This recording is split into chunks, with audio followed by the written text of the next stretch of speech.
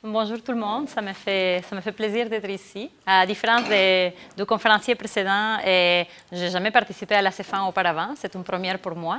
Et bon, j'ai écouté avec plaisir la conférence d'avant, puis je voyais que c'était très axé sur la linguistique. Bon, moi, ça va être un tout petit peu différent.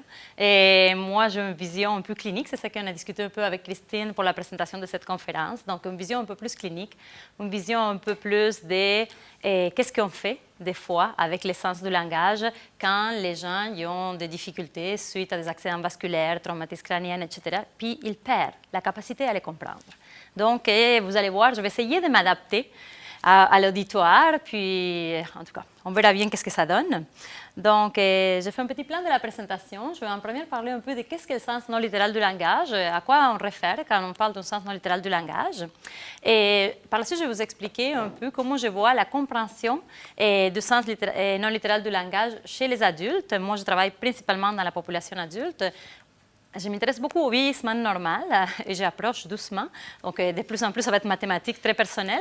Et donc, lors du vieillissement normal, mais aussi lors du vieillissement pathologique. Par la suite, je vais vous expliquer pourquoi on s'intéresse à la difficulté de comprendre le sens non littéral du langage, c'est-à-dire quels sont les impacts de cette difficulté dans la qualité de vie, dans la vie quotidienne des individus qui perdent cette capacité. Puis finalement, je vais vous expliquer un tout petit peu qu'est-ce qu'on fait en orthophonie finalement, en plus de parler. Est-ce qu'on fait quelque chose en lien avec le sens non littéral du langage et avec les patients qui ont ces difficultés? Donc, c'est un peu l'idée d'aujourd'hui. Donc, je vais commencer pour vous présenter le sens non littéral du langage. Donc, qu'est-ce que le sens non littéral du langage? Ce n'est pas évident à définir. Il y a eu beaucoup de définitions toutes les longues de ces dernières 40, 50 ans, je pourrais bien dire, et de qu'est-ce que c'est le sens non littéral du langage. Et en général, quand on parle, quand on dit quelque chose, quand je dis la table est rectangulaire, bien, le sens de ce que je dis est tout à fait littéral. Je veux dire ce que je suis en train de dire. Donc, vous écoutez ce que je vous dis et vous analysez syntactiquement et sémantiquement le contenu de ce que je viens de dire. Vous interprétez cela, votre cerveau comprend cela, puis ça va très bien la vie. Le sens non littéral du langage, bien là, on ne peut pas faire ça. Parce que dans le sens non littéral du langage, quand je dis quelque chose, bien, je ne dis pas ce que je veux dire. OK? Donc, un peu, c'est ça. Donc, au fond, c'est l'essence d'un énoncé qui ne peut être compris qu'en faisant référence au contexte. Donc, quand je vais dire une phrase, il va falloir l'analyser en fonction du contexte dans lequel cette phrase est dite pour pouvoir comprendre qu'est-ce qu'au fond je voulais dire en disant cette phrase. Donc, c'est très important, quand on analyse le sens non littéral du langage, de faire la distinction entre ce qui s'est dit, donc ce qui est dit de façon syntactique, sémantique, phonologique, etc., le langage de base, et dans quelle situation elle est dite, quelle était l'intention du locuteur quand il a énoncé ou quand il a dit cette phrase.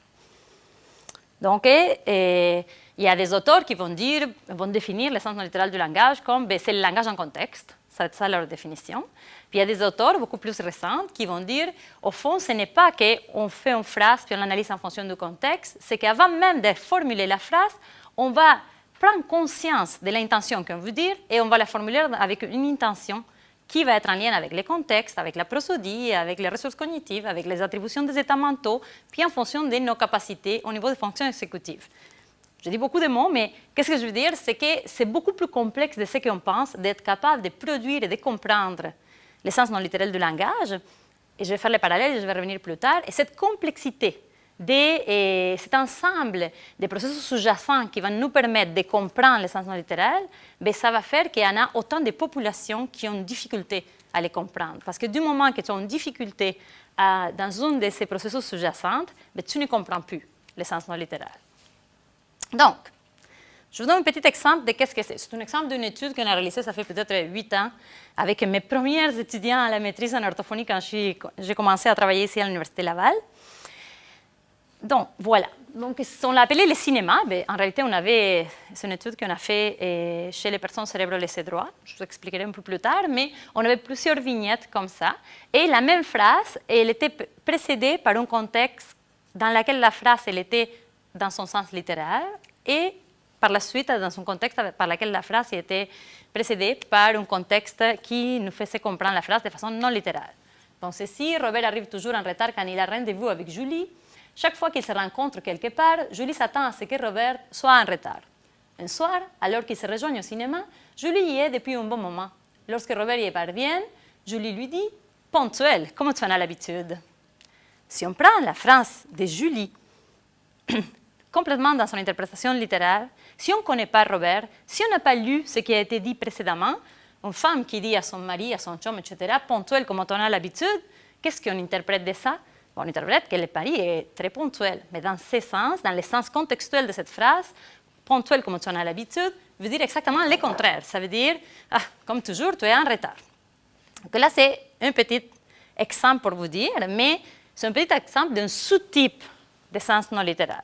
Aujourd'hui, je vais vous parler de 3 sous-types de sens non littéral qui sont ceux qui sont les plus atteints dans les populations adultes. Les actes de langage indirect.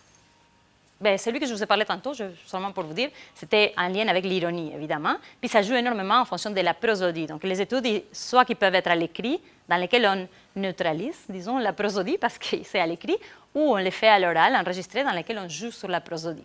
Je vais revenir sur la prosodie aussi. Donc, par exemple, parmi les actes, les sens de langage non littéral, on a les actes de langage indirect. Un acte de langage indirect, c'est quand je dis quelque chose, mais que si je l'interprète directement, ce n'est pas ça.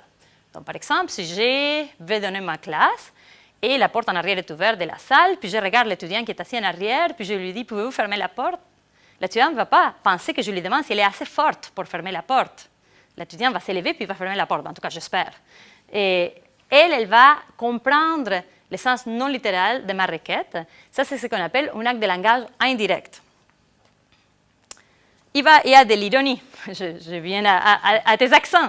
Mais si quelqu'un me dit pendant que je suis en train de parler, « Ah, vous avez un bel accent québécois », ben, je veux bien croire que c'est de l'ironie de la part de la personne qui me le dit. Il y a les métaphores et les expressions idiomatiques. Donc, par exemple, si je dis « Cette conférencière est un moulin à parole », ben voilà, c'est parce que j'ai la forme d'un moulin. Bon, voilà. Donc, dans chacun de ces exemples-là, moi, je ne savais pas jusqu'à quel point rentrer en profondeur dans ma conférence d'aujourd'hui. Mais en recherche, pour chacun de ces exemples-là, on va faire une différenciation. Par exemple, si c'est des métaphores nouvelles ou si c'est des expressions idiomatiques, si c'est des métaphores figées ou si ce n'est pas, etc. Notre cerveau va les traiter différemment. Même chose avec les actes de langage indirect. Pouvez-vous fermer la porte? En réalité, notre cerveau ne les traite jamais comme est-ce que vous avez la force de traiter la porte, la force de fermer la porte. Notre cerveau va toujours les traiter directement dans son langage indirect, dans son sens non littéraire. Parce que ce sont des expressions qui sont connues, qui sont figées, qui sont fréquentes, qui sont saillantes, que c'est comme ça qu'on les utilise d'habitude. Est-ce que ça va? Je n'ai pas fait la différenciation, mais toutes les études qui vont étudier ces différents sens de langage non littéral chez les adultes, ils vont faire toujours cette distinction parce que la difficulté ne se retrouve jamais chez ce qui est figé ou fréquent ou saillant. Ça se retrouve toujours dans ce qui est nouveau, dans lequel les gens ils doivent mettre deux choses et les analyser en fonction du contexte ou de la prosodie. Est-ce que vous me suivez? Voilà. Je me suis dit, je vais venir en linguistique, je vais parler un tout petit peu de modèles théoriques, de la modélisation des sens, du traitement du sens du langage non littéraire. Donc, il y a plusieurs modèles psycholinguistiques, je ne rentrerai pas trop en détail, mais seulement pour vous dire que les modèles psycholinguistiques sur lesquels ils ont été par la suite faits les tests qu'on utilise en orthophonie, ils sont basés sur ces 2 grands modèles. Les modèles les plus anciens, que c'est le modèle standard, et un modèle qui est quand même déjà aussi ancien, surtout pour vous, que vous devez être né à peu près dans ces années-là, et que c'est le modèle d'accès direct. Je vais vous expliquer ce que c'est chacun de ces 2 modèles-là. Le premier de ces modèles, le modèle standard, il nous dit quoi? Il nous dit que quand on dit à quelqu'un, comme je disais tantôt, pouvez-vous fermer la porte, le message est traité comme sa construction sémantique et syntaxique le suggère, êtes-vous en mesure de fermer la porte? Mais par la suite, le sens est perçu par votre cerveau comme incohérent avec le contexte. L'étudiante en arrière, dans son cerveau, d'après ce modèle, dans son cerveau, elle va dire ça ne marche pas, que le professeur est en train de me demander si je suis assez forte pour fermer la porte. Donc, elle doit éliminer le sens littéral de la phrase pour pouvoir laisser place à un sens alternatif de la phrase. Donc, d'après ce modèle, le rôle des fonctions exécutives comme l'inhibition et la flexibilité mentale dans la capacité à traiter les sens non littéraires est extrêmement fort et important. Parce que nous avons besoin, toujours d'après ce modèle, de dire non, ce n'est pas ça. Donc, je dois aller sortir de ma tête pour pouvoir faire place à une nouvelle interprétation.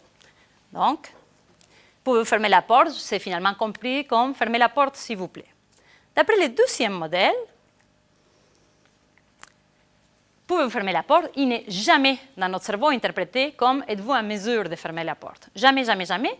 Parce que, comme je vous disais un peu tantôt, et vous voyez que j'adhère un peu plus à ces modèles, mais bon, je me suis vendue toute seule, c'est que quand il y a des connaissances qui sont partagées entre les interlocuteurs, ou quand l'expression est extrêmement saillante, le cerveau il est capable tout à fait de s'adapter à la situation, puis de les comprendre directement comme un sens non littéraire et de les traiter également. Et la plupart des études psycholinguistiques sur le sujet, ils vont dire que les personnes vont avoir le même temps de réaction pour traiter une expression qui est à sens littéral ou non littéral, si elle est saillante.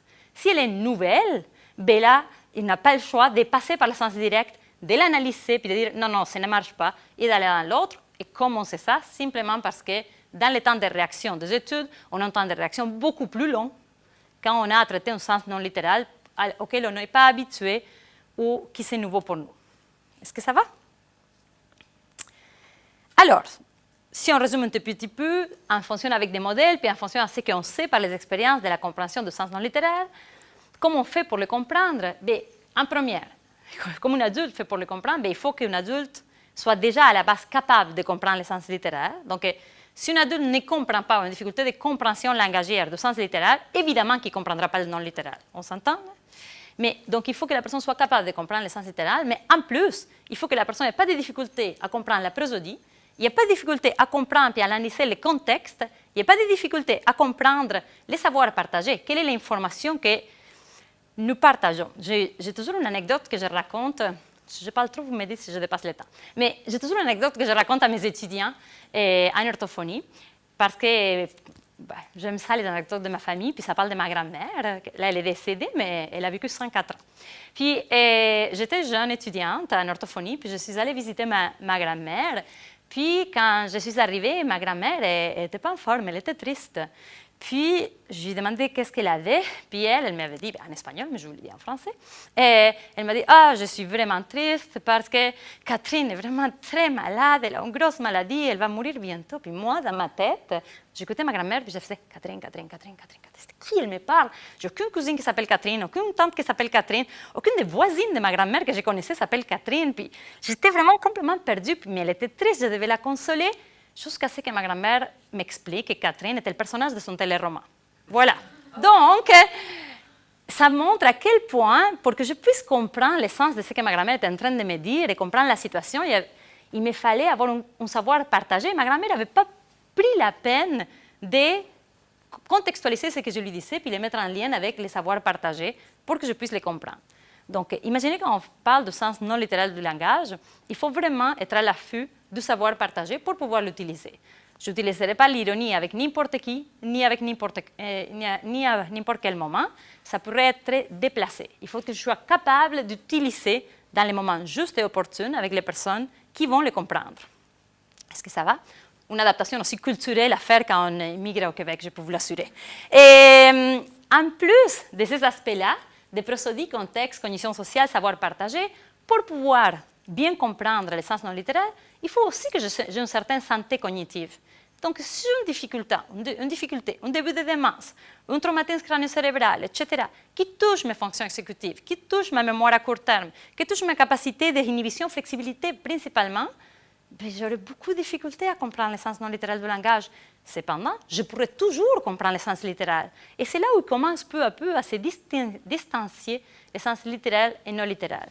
Et en orthophonie, ce qu'on va beaucoup étudier, c'est quels sont les patients qui vont avoir des difficultés à comprendre le sens littéral et quels sont les patients qui vont avoir des difficultés à comprendre le sens non littéral, et ils ne sont pas les mêmes. Donc, ce n'est pas les mêmes populations qui vont avoir la difficulté avec le sens littéral et non littéral. Les régions cérébrales qui se trouvent affectées pour empêcher la compréhension d'un type de sens ou d'un autre ne sont pas nécessairement les mêmes. Donc, on se retrouve avec cette variété. Vous me suivez? Excellent. J'ai 2 fois la même diapo? Ah bon, simplement de dire que tout ça me montre que c'est un large ensemble de processus cognitifs qui sont sous-jacentes et qu'il va falloir que je garde ça en tête quand je vais évaluer les patients qui semblent avoir une difficulté à ce niveau-là. Je vais passer, ça c'était pour vous donner une idée de comment moi je perçois le sens non littéral du langage et comment nous on le perçoit en orthophonie. Maintenant, je vais vous parler un petit peu de qu'est-ce que se passe avec la capacité à comprendre les sens non littéral du langage chez les adultes. Pendant mon premier postdoctorat, je me suis beaucoup intéressée, beaucoup plus que maintenant, à la pragmatique de la communication. Puis, parmi les aspects pragmatiques de la communication, au traitement du sens non littéral du langage, et je me suis intéressée au vieillissement normal. En réalité, mes questions étaient de dire, est-ce que les personnes jeunes et les personnes âgées vont comprendre de la même façon, un peu comme l'exemple de ma grand-mère, de la même façon une métaphore? Est-ce qu'ils vont comprendre de la même façon une ironie? Est-ce qu'il va y avoir une différence au fur et à mesure qu'on vieillit pour cette compréhension-là?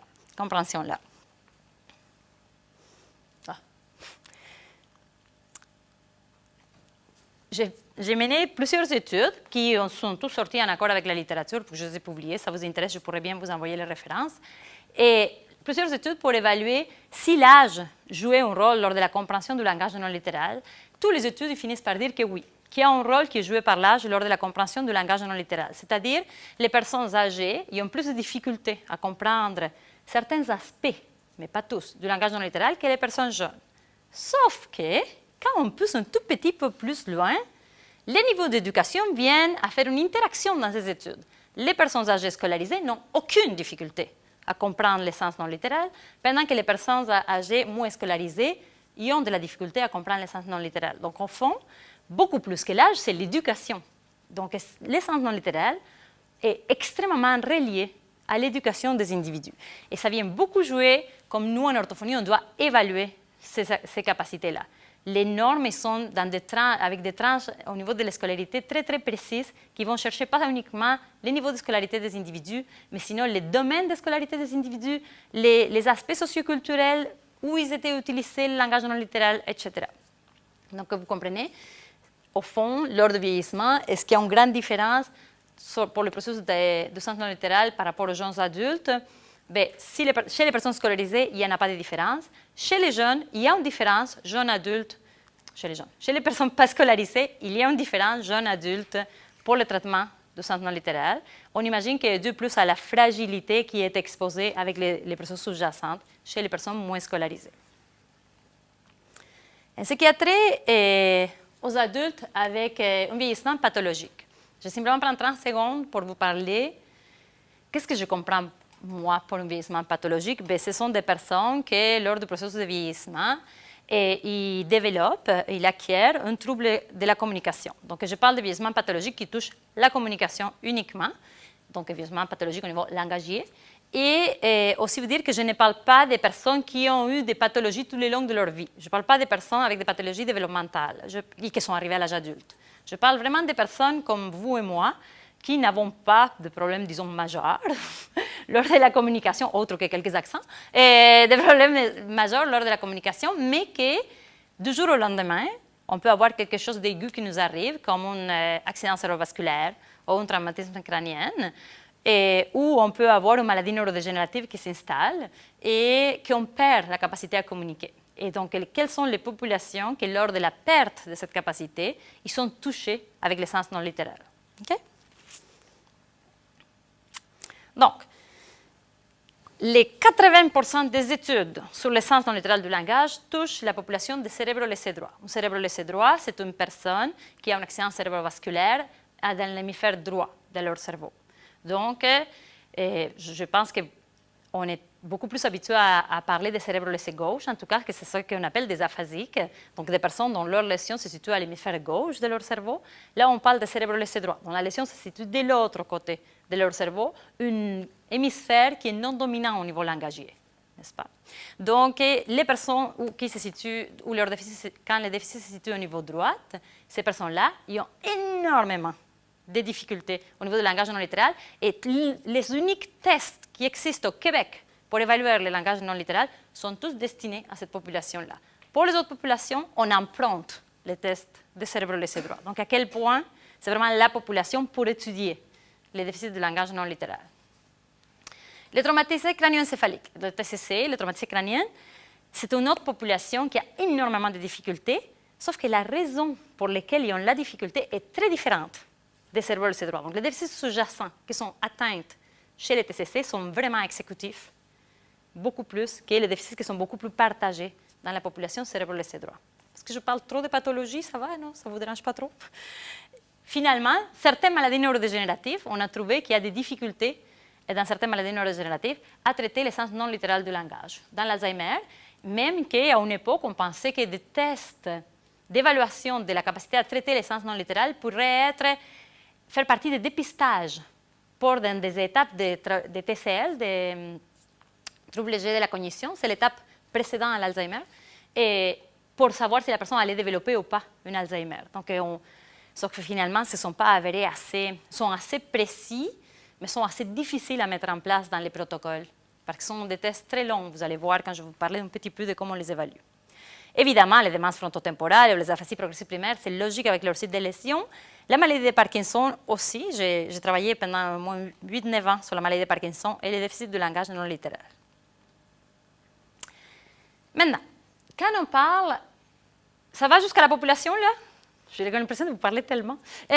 Donc, quand on parle on a vu qu'est-ce que c'était le sens non littéral, d'après les orthophonistes, disons. Là, je pourrais avoir une discussion avec les linguistes aussi, là, mais notre optique de sens non littéral de la communication, du langage, on a vu c'est quoi les populations qui sont principalement touchées avec des difficultés. Mais là, on va voir un peu, mais qu'est-ce qui ressort? C'est quoi le type de trouble qu'on retrouve qui nous permet de dire, ben voilà, il y a une difficulté au niveau du sens non littéral. Un trouble qui sort beaucoup dans les populations dont je viens de parler, c'est le trouble prosodique. Donc, les cérébrolésie droits, les TCC, les Parkinson, il y a vraiment beaucoup de troubles prosodiques.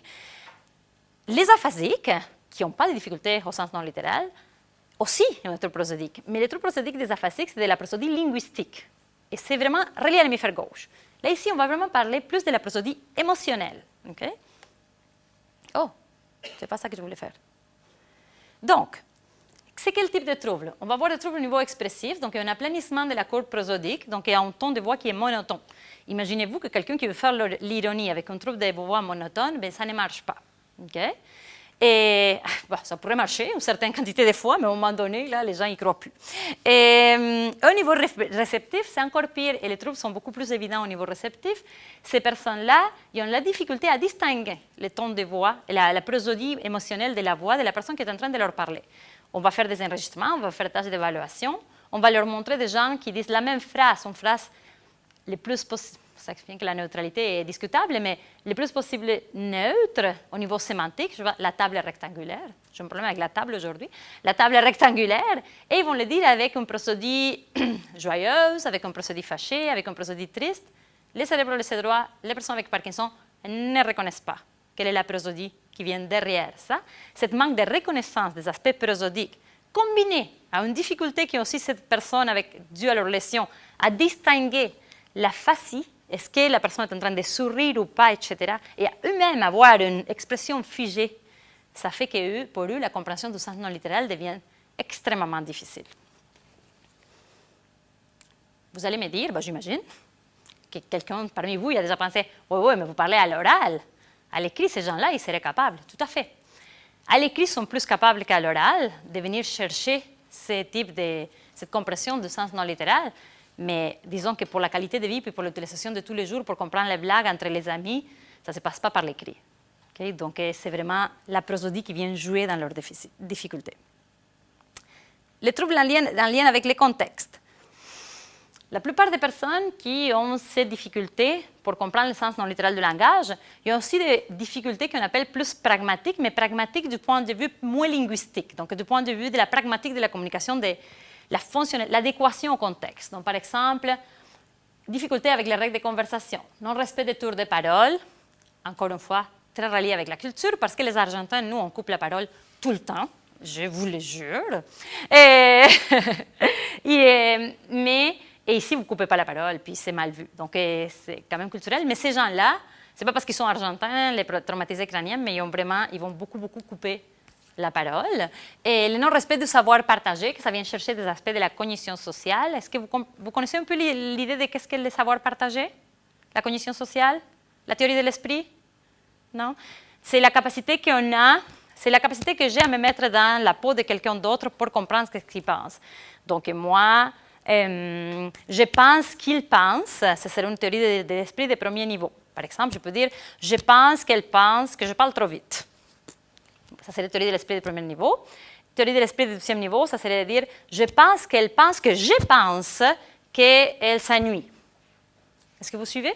Donc, cette incapacité à attribuer l'état mental ou à faire la théorie de l'esprit fait partie des troubles de ces populations-là et les empêche, encore une fois, de comprendre le sens non littéraire. Il y a aussi la quantité d'informations, la pertinence, le non-respect du thème et la difficulté de contact visuel. Pourquoi je vous ai mis tout ça? C'est parce que tous ces problèmes-là, ce sont des atteintes très frappants qui ont un impact sur la communication interpersonnelle de tous ces individus que je vous ai montrés et qui ont un impact indirect sur la compréhension du sens non littéral du langage. Donc, au fond, ce que je essaie de vous dire, c'est qu'en pathologie, quand on va parler du sens non littéral du langage, on sort de l'analyse linguistique de qu'est-ce que c'est le sens non littéral. Parce que le traitement du sens non littéral dépend énormément des fonctions autres qu'uniquement linguistiques et ces difficultés vont venir jouer un rôle. Ce que j'essaie aussi de vous amener à penser, c'est imaginez-vous comment c'est donc difficile d'évaluer chez une personne si elle ne comprend pas le sens non littéral. Ça, c'est facile, mais pourquoi est-ce que ça lui arrive? Pourquoi cette personne ne le comprend pas et pourquoi elle ne le comprend pas? Parce que moi, pour pouvoir traiter une personne en tant qu'orthophoniste, je dois savoir quelle est la cause sous-jacente. Si j'ai deux personnes qui ont la même pathologie et je les traite pareil, peut-être qu'avec une va fonctionner puis l'autre non, parce que ça serait une approche très symptomatique que je ferais. En orthophonie, en tout cas nous, ici à l'Université Laval, on n'a pas du tout cette approche-là. On va avoir une approche beaucoup plus sous-jacente, aller chercher quel est le déficit qui origine la problématique et les traiter. Donc je voulais vous faire un portrait jusqu'à quel point le sens non littéral du langage il est quelque chose que, oui, on l'analyse du point de vue psycholinguistique, mais il est en lien avec énormément d'autres processus cognitifs, contextuels, savoir partager, fonctions exécutives, etc., qui vont nous permettre de les comprendre. Est-ce que ça va? Donc, celui-là, c'était les troubles en lien avec le contexte. Puis, comme je vous ai dit, il y a des troubles en lien avec les fonctions exécutives et la mémoire. Il y a plusieurs études. Moi, j'ai fait avec une de mes étudiants au doctorat, ça fait quelques années, on avait fait des études pour essayer de comprendre chez quelle population c'était plus les difficultés exécutives qui venaient jouer sur quel type de déficit du sens non littéral et c'est lesquelles les difficultés plus en mémoire de court terme qui venaient jouer, etc. Puis là, on a découvert qu'au fond, la métaphore, ironie, puis acte de langage indirect, on ne peut pas les départager. C'est trois types de déficits.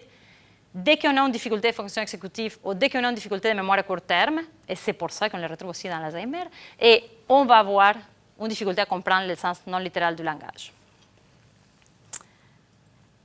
Maintenant que je vous ai dit ma vision du sens non littéral, puis comment on observe ça chez les adultes avec et sans pathologie, on va vous parler un petit peu de pourquoi est-ce que c'est important de comprendre ou de traiter les personnes qui ont une difficulté de sens non littéral. Pendant de très longues années, je peux vous assurer, les orthophonistes ne travaillaient pas du tout avec le sens non littéral du langage parce que, comparé à une personne qui ne peut pas exprimer quand elle a soif ou elle a faim, dire que la personne ne peut pas exprimer une ironie, on s'entend qu'au niveau des niveaux de pertinence pour la vie quotidienne de l'individu, on n'est pas au même niveau.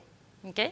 Donc les orthophonistes, on s'est toujours focalisé sur le travail chez les populations qui ont vraiment des difficultés langagières primaires, qu'on va dire, ou même secondaires, mais qui sont vraiment reliées à la sémantique, à la phonologie, à la syntaxe ou à la parole, mais rarement des aspects comme le sens non littéral. Cependant, depuis, je dirais, les années 90, on s'est rendu compte que ces gens-là, leurs difficultés, il y avait un impact majeur dans la vie sociale, dans leur qualité de vie et dans la vie sociale. On pourrait dire, c'est drôle, hein, parce qu'il y a des adultes qui disent, mais moi, je n'ai jamais fait de blagues de ma vie, là, moi, que maintenant je ne comprends pas la blague, ça ne me dérange pas. Mais on finit par regarder que la personne ne sort plus, ne fait plus de contacts sociaux, ne va pas dans des groupes parce que les gens rient, puis lui, il ne sait pas pourquoi les gens rient, et parce qu'il ne comprend pas quand il écoute dans son film qu'est-ce qui se passe, parce que... Donc on s'est rendu compte que finalement, il y a un impact quand même qui est majeur sur la qualité de vie. Et les déficits de langage non littéral sont la cause d'une importante diminution de la participation sociale. Donc, ils sont inscrits aujourd'hui comme un des types de situations de handicap communicationnel qui existent. Puis, ils sont anodins en apparence, mais ils deviennent vraiment un mur et ils les isolent énormément de leur entourage. Puis, ce qui est terrible, c'est que la plupart de ces études travaillent chez les proches et ils les isolent des proches parce que les proches, ils vivent très mal que la personne ne comprenne pas leur prosodie. Ils vivent très mal que leur voix soit tout le temps monotone. Ils vivent très mal qu'ils ne soient pas capables de... Ils disent une méthode. Il faut toujours parler en concret. je vous donnerai comme exercice d'essayer de remarquer dans votre vie quotidienne jusqu'à quel point vous dites beaucoup de fois des choses que ce n'est pas exactement ce que vous voulez dire. Des actes de langage indirect, on en dit tout le temps. Je pensais vous parler un peu plus tard, mais ça me vient juste maintenant à l'esprit. Dans une des tests, par exemple, on a un exemple, un des exercices qu'on fait faire aux patients. J'essaie de leur dire des métaphores, par exemple, puis de leur demander qu'est-ce qu'ils pensent que ça veut dire. Donc, c'est un test qui a été développé en l'année 2004 à Montréal.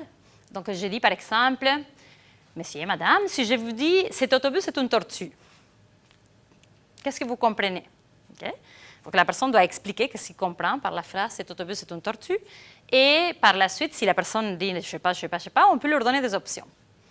Ma première année que j'ai travaillé comme orthophoniste clinicienne à Montréal, j'ai travaillé dans un URFI, ça n'existe plus, mais c'est des unités de réadaptation intensive fonctionnelle.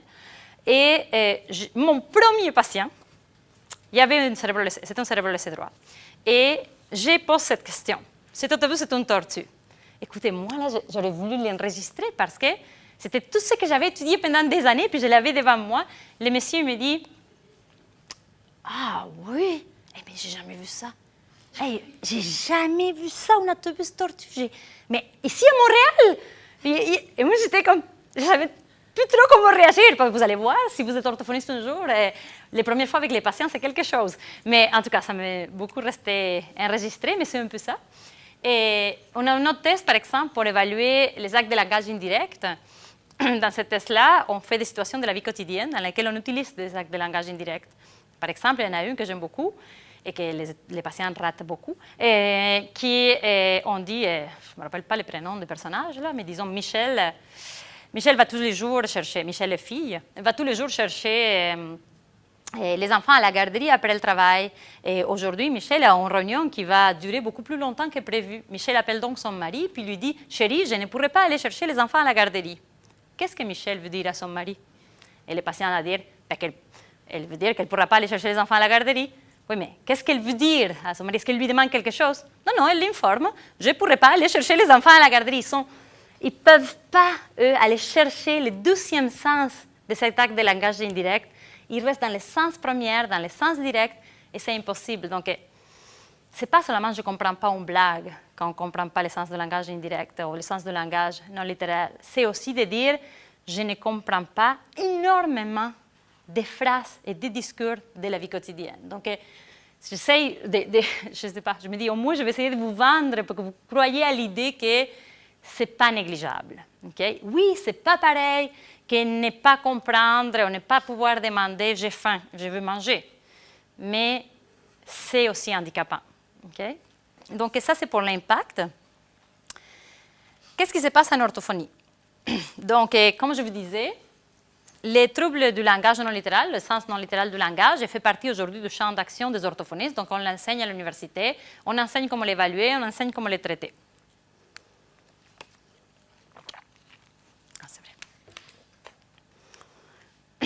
Comment on fait pour l'évaluer? C'est un peu comme les deux tâches que je viens de vous raconter, il y en a plein. Il y a des tâches qu'on évalue au niveau de la prosodie, par exemple. Donc, je reviens on évalue les symptômes en premier pour voir est-ce qu'il comprend ou pas le sens non littéral. C'est très simple. Évidemment, on va arriver à cette évaluation du sens non littéral une fois qu'on a passé à travers de toute l'évaluation du sens littéral. Parce que si mon patient il a de la difficulté à comprendre quand je lui parle et je lui demande comment vous vous appelez, je ne vais pas aller évaluer le sens non littéral. Okay? Donc là, je m'assure en premier la capacité à comprendre le sens littéral. Par la suite, pour l'évaluation, je vais évaluer les symptômes. Donc, je vais essayer de voir comment va sa prosodie. Donc, on a énormément de tâches de prosodie développées en franco-québécois qui sont très intéressantes, qui sont normées. C'est ça qui est très bien pour nous, normées pour pouvoir justement avoir une idée de la norme. On joue vraiment très, très de base au niveau de la prosodie, n'est-ce pas? On joue beaucoup avec la prosodie émotionnelle pour ça. Donc, par exemple, je vous explique un tout petit peu une tâche. Puis, pour évaluer la prosodie, nous, en orthophonie, on doit utiliser le contexte, parce qu'on doit minimiser l'influence du contexte pour s'assurer que la prosodie est la bonne qu'on cherche. Donc, en compréhension de la prosodie, on va voir des tâches, par exemple, qui vont dire, il va y avoir un texte qu'on va lire au patient. Et donc, le texte, c'est par exemple, Laura, elle a un, je sais pas, là, elle a un un vase très, très nouveau, un vase qui a été donné par sa mère, puis c'était son héritage familial, puis elle aimait tellement, puis il adore son vase, puis son fils vient en courant, puis il fait tomber le vase par terre, puis le vase est brisé. Et Laura dit à son fils, le vase de ma mère. Tu as brisé le vase de ma mère. Mais ces phrases, tu as brisé le vase de ma mère, on va l'avoir enregistrée, elle vient déjà enregistrée dans le test, puis elle va être avec une prosodie très triste ou très fâchée, je ne me rappelle pas.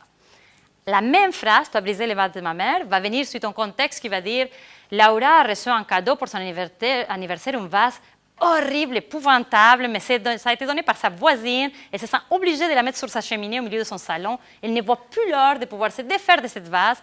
Son fils vient avec son ballon puis casse le vase. Et Laura dit à son fils, tu as brisé le vase que j'ai reçu en cadeau. Mais là, cette fois, la tonalité est la joie totale parce que je me suis, avec une belle excuse, débarrassée du vase. Tout ça pour que vous compreniez. Donc là, on évalue la compréhension de la prosodie à ce niveau, on va évaluer les métaphores, les actes de langage indirect, on va évaluer la capacité à faire des inférences à l'intérieur d'un discours, tout ce qui va au-delà du littéral, puis on va comptabiliser chez nos patients qu'est-ce qui se passe au niveau symptomatologique. On va évaluer tous les déficits sous-jacents. Comprend-il le savoir partagé? Comprend qu'est-ce qui se passe à des aspects prosodiques? La fonction exécutive, les cognitions sociales, etc. Par la suite, on va utiliser des questionnaires. Jusqu'à quel point c'est nécessaire qu'on travaille cet aspect-là? Est-ce que ça a un impact sur sa vie quotidienne? Qu'est-ce qu'il dit ses proches? Est-ce que ses proches les remarquent? Est-ce qu'il utilise le téléphone? Est-ce qu'il va toujours en personne? Est-ce qu'il communique plutôt par courriel? Est-ce que, etc., etc.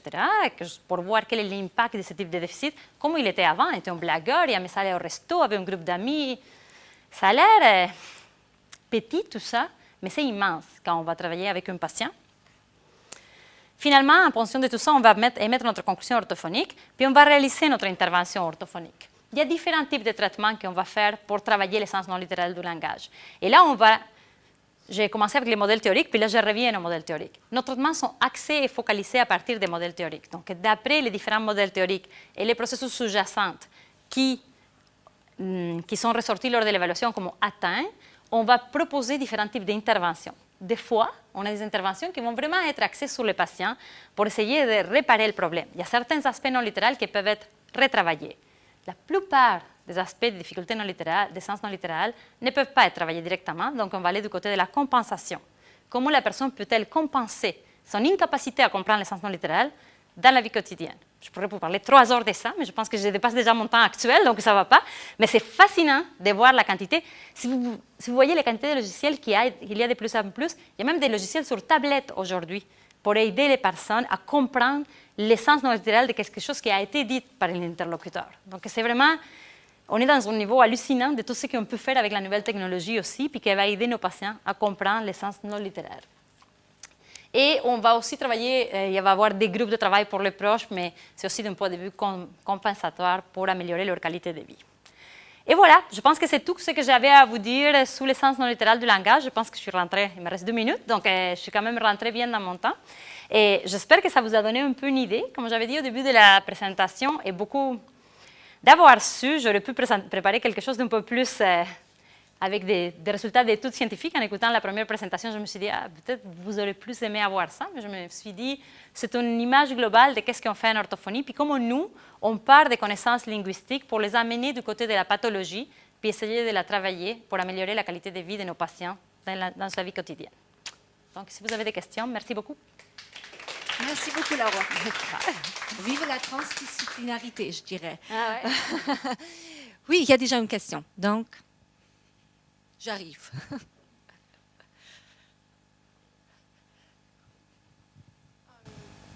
Il y a évidemment des similarités frappantes par rapport aux enfants dans les spectres d'autisme, l'autisme très léger, disons. Est-ce que la même intervention clinique s'applique ?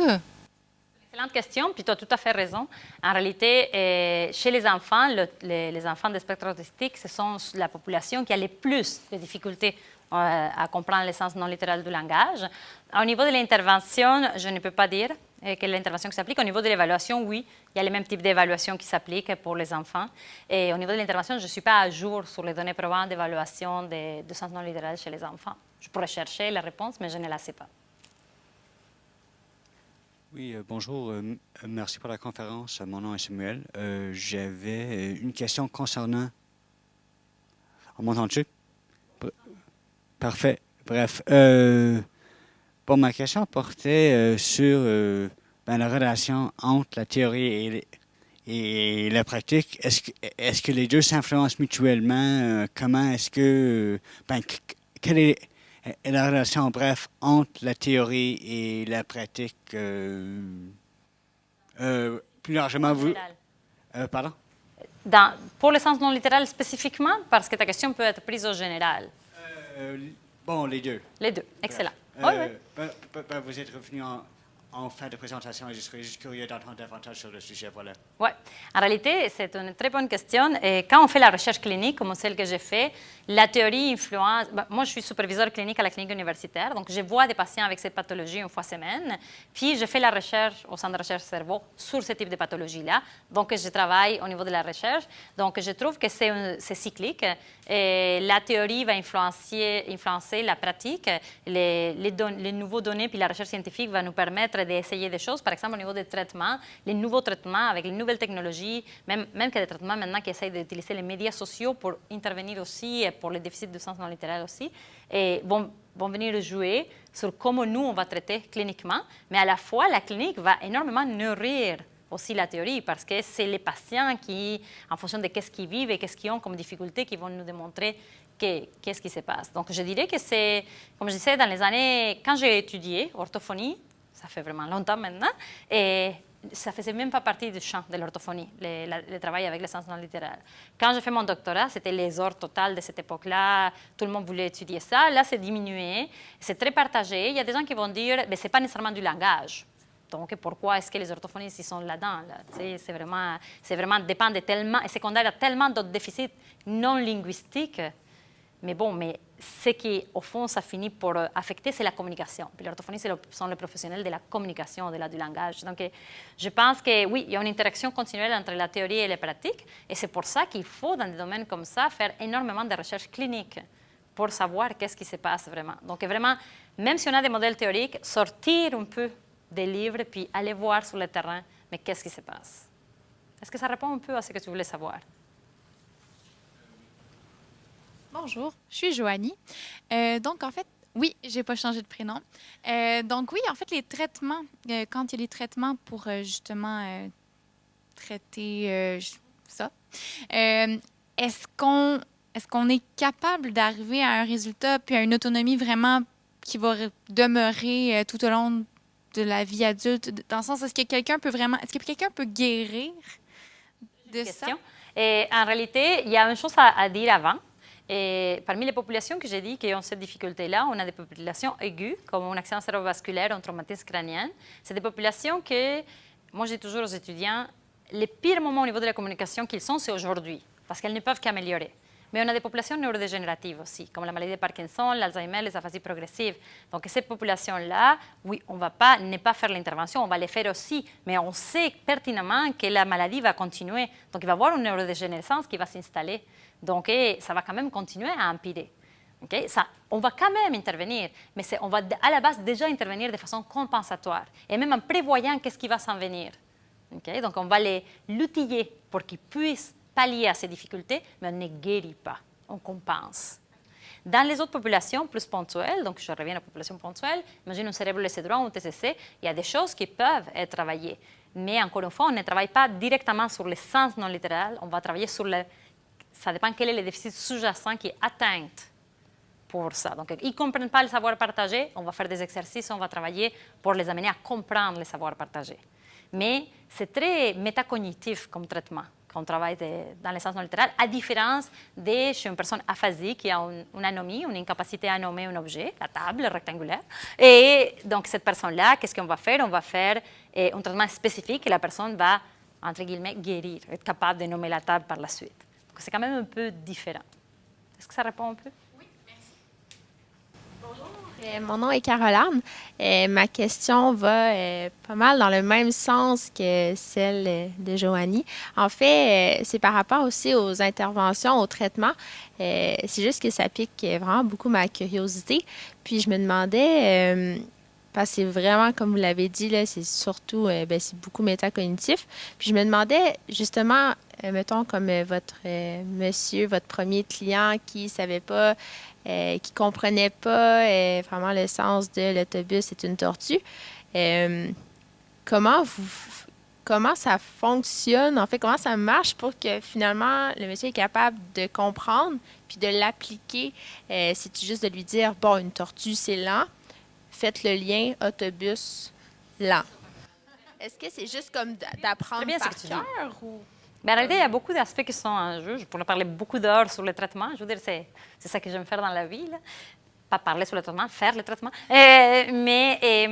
Au fond, qu'est-ce qu'il faut savoir, c'est que la plupart de ces patients-là, ils ont aussi un aspect qui s'appelle de l'anosognosie. Donc, eux, ils ne sont pas conscients de leur déficit.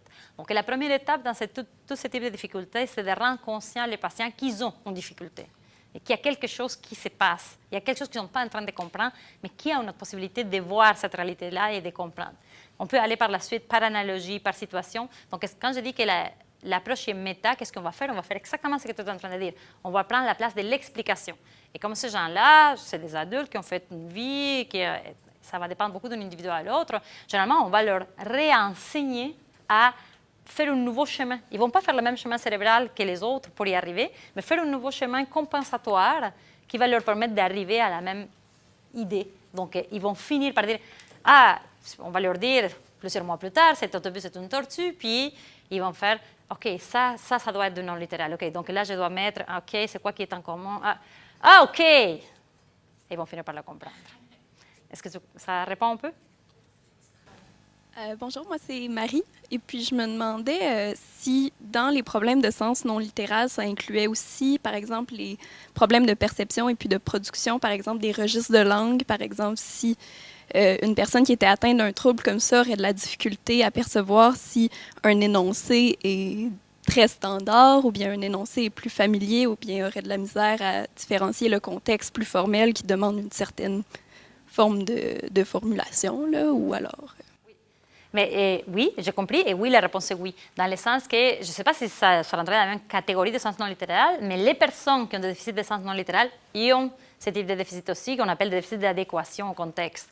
Donc, par exemple, ils ne vont pas savoir qui tutoyer, qui vous voyez, et avec quel type de langage parler à une personne ou à une autre, avec quel type de mots vont pouvoir utiliser. Donc, beaucoup le traumatisé crânien, beaucoup, et très frontal.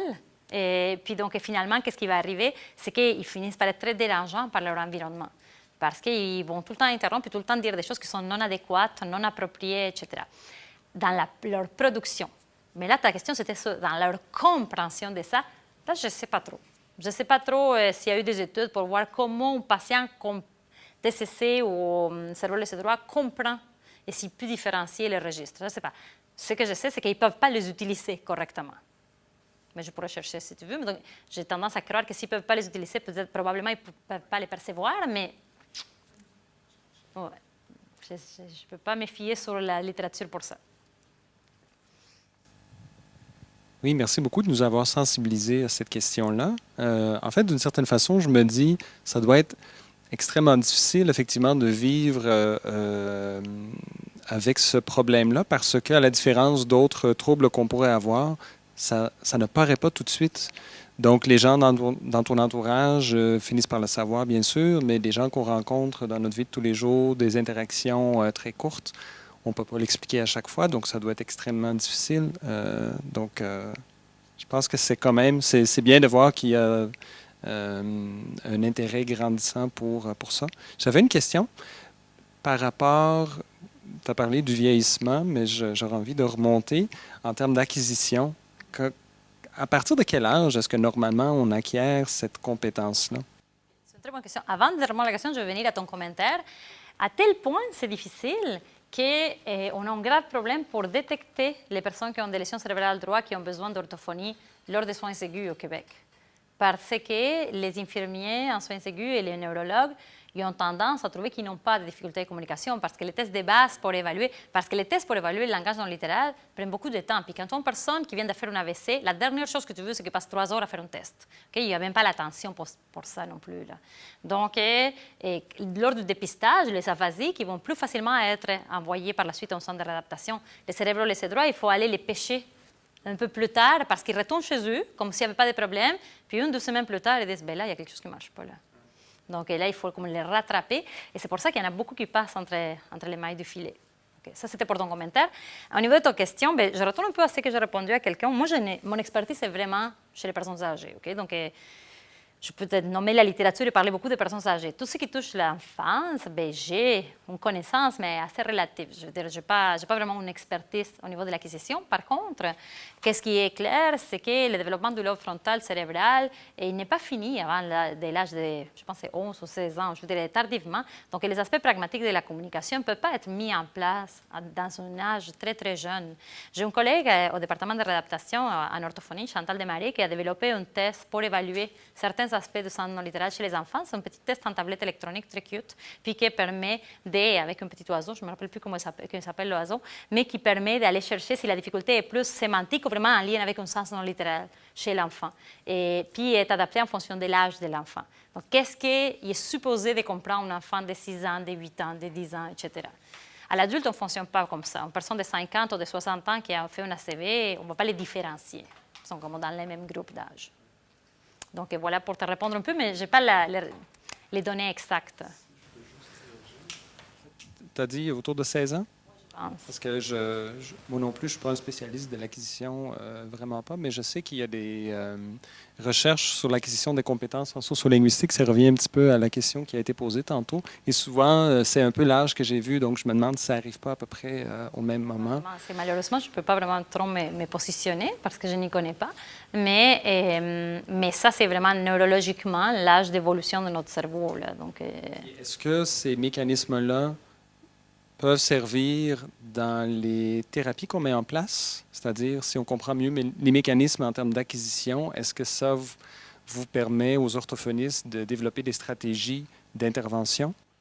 Mais dis-toi que c'est très différent l'intervention chez quelqu'un. Il y a quelqu'un qui me demandait comment est l'intervention chez les enfants, puis c'est la même chose. C'est très différent l'intervention chez quelqu'un qui n'a pas été capable d'acquérir quelque chose que l'intervention chez quelqu'un qui l'a eu toute sa vie et il l'a perdu.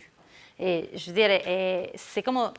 Oui, c'est l'orthophonie qui étudie les deux. Oui, un orthophoniste va traiter les deux, mais pas la même orthophoniste, disons. Là. C'est quand tu as ton diplôme, tu peux tout faire.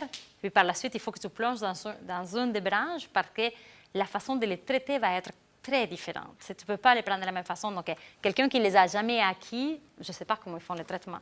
Moi, je connais le traitement de ceux qui les avaient puis l'ont perdu. Donc, voilà. J'avais aussi une question. Mon nom est Frédéric. En fait, c'est plus relié à la pratique en général. Je me demandais, en fait, vous mentionniez tout à l'heure que les patients, en fait, souvent ne sont pas au courant qu'ils ont une pathologie du langage. Comment ça se passe? Est-ce qu'ils sont toujours référés par des spécialistes de la santé? Est-ce que des fois, c'est la famille qui vient directement en compagnie? Je faisais appel à la nosognosie, j'imagine. La nosognosie, c'est en réalité, tu n'es pas conscient que tu as un déficit. Il y a toutes sortes de patients qui ont ça. Donc, il y a par exemple les aphasiques qui sont fluentes, qui ont des grandes difficultés de compréhension, ils vont avoir ça. Ces patients-là, ils ont tellement de déficits du moment qu'ils ont eu un accident cérébrovasculaire, ils sont déjà rentrés dans le système. Donc, sont référés, en orthophonie, sont référés à partir des neurologues, ces patients-là, qui vont aller en soins aigus, après ça, en centre de réadaptation en orthophonie. Et il y a aussi les patients avec maladies neurodégénératives. Eux, ils ont une trajectoire très, très différente parce que c'est des personnes comme nous qui commencent peu à peu à avoir des petits signes qui les inquiètent dans leur vie quotidienne. Ah, j'oublie beaucoup les mots, j'ai fait ci ou j'ai fait ça. Ou leur conjoint, à un moment donné, dit, mais là, ça ne s'explique pas, on va aller voir le médecin. Là. Puis là, il l'amène chez le médecin, puis c'est plus les gériatres ou les médecins de famille qui disent, me semble, je vais te référer soit au neurologue, ou soit ici, on reçoit énormément de références directes des gériatres à la clinique d'orthophonie de l'Université Laval. Là, c'est très, très bien comment ça marche. Donc, ça va dépendre. Puis, généralement, quand les patients ils disent, moi, je n'ai pas de difficulté avec ça, les conjoints qui sont à côté font... on le voit, là, on le voit que les conjoints ne savent plus comment faire. Là. Mais ça se travaille aussi. Ça se travaille, cette prise de conscience du déficit.